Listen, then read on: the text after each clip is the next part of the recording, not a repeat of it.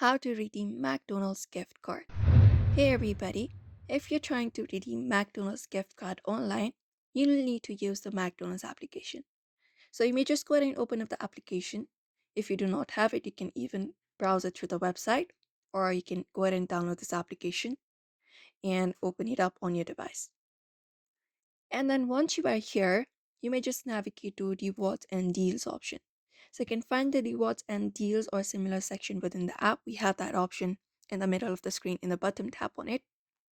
And here it will show you all the available offers or rewards and choose the one you wish to redeem. So we have different rewards available here. You can look out for offers or rewards available through the section. And you can tap on view all in order to view all of your rewards. So tap on view all, and here you will be finding your rewards available.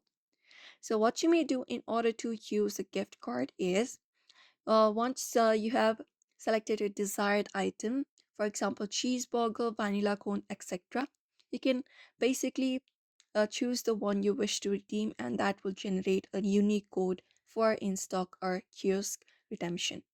So you can just scan your app code before ordering and pay at the counter of the McDonald's physically.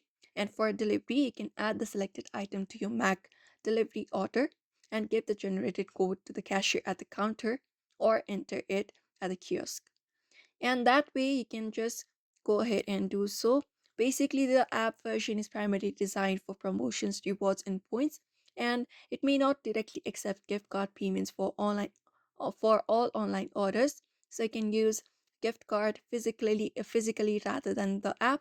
So if you're having any kind of issue, trouble using the gift card directly in the application, you can just go to the restaurant and pay with the gift card at the counter after selecting items.